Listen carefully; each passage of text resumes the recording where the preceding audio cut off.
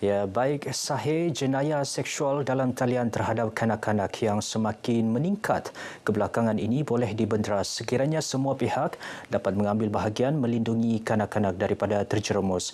Ini kerana penderaan fizikal, seksual dan emosi terhadap kanak-kanak merupakan satu bentuk keganasan yang boleh mengancam keselamatan dan hak asasi seorang kanak-kanak. Teknologi yang ada ini harus diseimbangkan dengan pemerhatian daripada ibu bapa. Maknanya kanak-kanak kita tidak boleh biarkan walaupun kita mampu membelikan mereka telefon, tapi kandungan yang masuk dalam telefon itu kita harus teliti, kita harus perhati dan bimbing mereka. Dan kita risau ada pihak yang tidak bertanggungjawab mengambil kesempatan. Beliau berkata pada majlis perasmian kempen membenteras jenayah seksual dalam talian terhadap kanak-kanak peringkat negeri Sabah di Tawau. Laporan mendapati hampir 107,000 IP address yang berdaftar di Malaysia telah membuat perkongsian pornografi kanak-kanak semenjak tahun 2017 hingga Ogos tahun ini. Kegiatan tidak sihat tersebut boleh mendorong kepada ketagihan seks dan boleh membawa kepada pelakuan jenayah seperti rogol, cabul kehormatan maupun perasugut. Justru kempen membenteras jenayah seksual dalam talian terhadap kanak-kanak akan diteruskan melibatkan pelbagai pihak selain memberi kesedaran ibu bapa terhadap bahaya cyber selain membimbing anak-anak supaya klik dengan bijak. Sambutan Hari Malaysia terus berlangsung di Sabah sekaligus melibatkan pelbagai komuniti dalam menyemarakan semangat patriotik bersatu padu dalam menjayakan program berkenaan.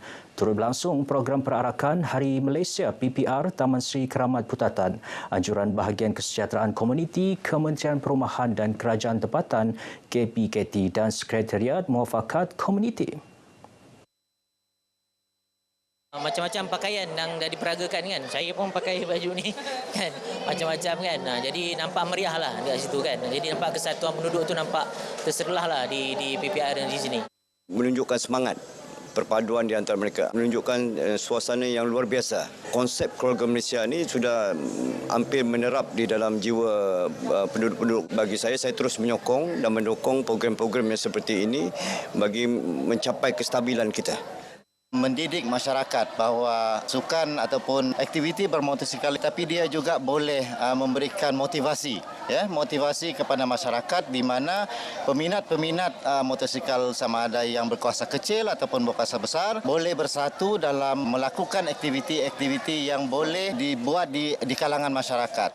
Kita berteraskan kepada perpaduan dan matlamat sebenarnya untuk menyatuanlah itu yang kita pentingkan agar mereka ini sentiasa saling mengerti, saling kerjasama, saling apa juga yang berlaku di PPR ini akan dibuat bersama-sama. Lebih 500 penduduk menjayakan penganjuran dengan anugerah komuniti antaranya juara perarakan, maskot terbaik, spanduk terbaik, keluarga terbaik dan blog terbaik program KPKT.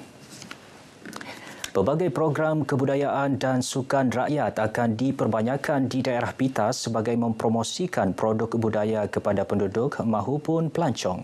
Ahli Parlimen Kudat Datuk Abdul Rahim Bakri berkata, usaha itu juga penting bagi mengeratkan lagi silaturahim komuniti setempat sekaligus memastikan penduduk sekitar mengamalkan gaya hidup sihat menerusi bersukan.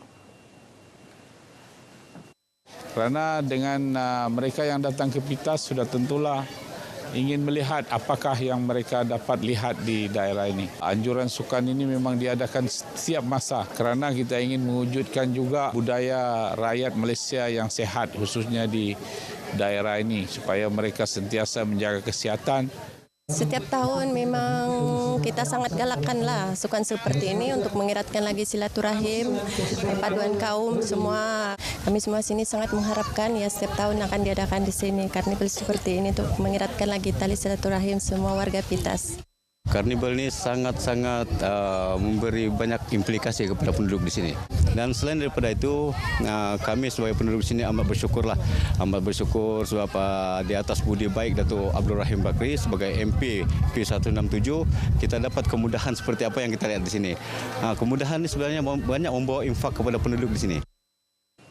Mereka berkata demikian pada Karnival dan Sambutan Hari Malaysia 2022 di Arena Pitas Bayview, Pitas. Dato' Abdul Rahim turut menyampaikan sumbangan sebuah mesin hemodialisis masing-masing kepada Hospital Daerah Pitas dan Hospital Daerah Kudat. Beliau turut menyampaikan sumbangan 200 beras kepada asnaf serta wang tunai kepada 20 pesakit kronik. Seramai 5,000 pengunjung hadir dalam program anjuran bajau Sama Sabah PBSS yang berlangsung selama 2 hari tersebut. Baik, beralih ke daerah Beluran, sebanyak 100 buah bot nelayan telah memeriahkan perarakan bot sempena program Semarak Tani Keluarga Malaysia.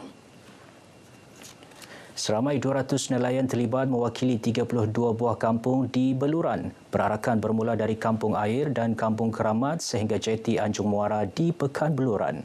Pelepasan perarakan disempurnakan Menteri Pertanian dan Industri Makanan MAFI, Datuk Seri Dr. Ronald Kendi. Perarakan bot tersebut sambil mengibarkan jalur gemilang.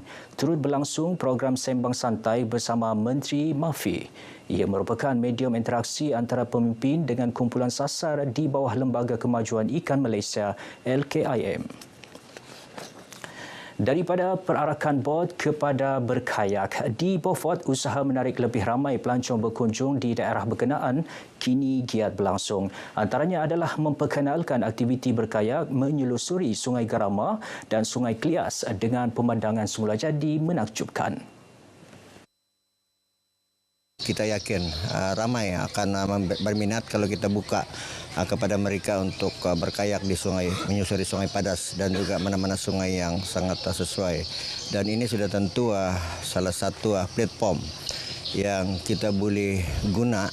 Mendedahkan peta-peta kepada cinta alam, kerjasama berpasukan dan juga menguji ketahanan mental dan fizikal lah.